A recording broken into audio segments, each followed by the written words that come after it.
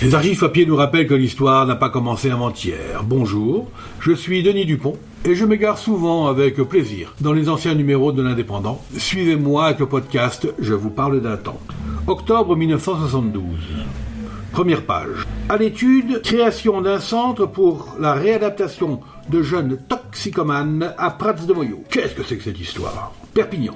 De sources bien informées, on apprend que le ministère de la Santé envisage la création à Prats-de-Moyaux, dans les Pyrénées-Orientales, un centre de réadaptation pour les jeunes toxicomanes, qui ouvrirait d'ailleurs ses portes dans le courant de 1974, et pourrait accueillir environ 80 toxicomanes, garçons et filles de 12 à 17 ans.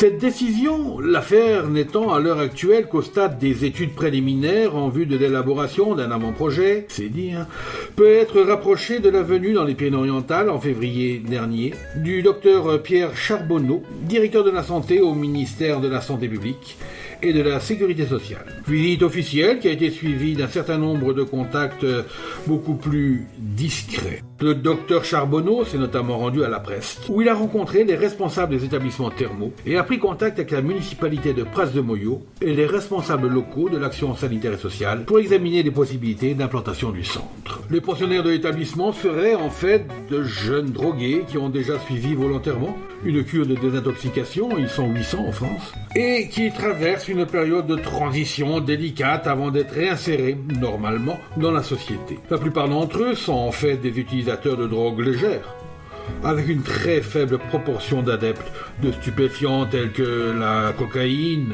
l'héroïne ou le LSD, dont l'usage est plus répandu chez les adultes.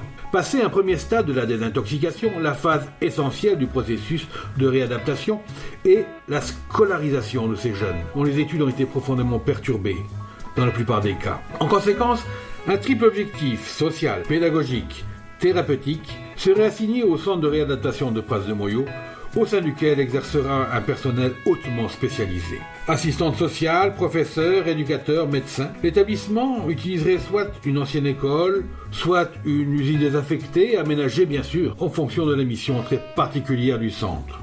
L'éventualité de la construction d'un bâtiment neuf n'est d'ailleurs pas exclue. L'ensemble regroupera 80 chambres individuelles, une par malade, et les logements du personnel, des salles de classe, le foyer, etc. Les crédits nécessaires à la construction de l'établissement seront imputables au ministère de la Santé. La municipalité de Prats-de-Moyaux fournissant les terrains, la gestion du centre sera confiée vraisemblablement à un organisme privé sous le contrôle du ministère de la Santé.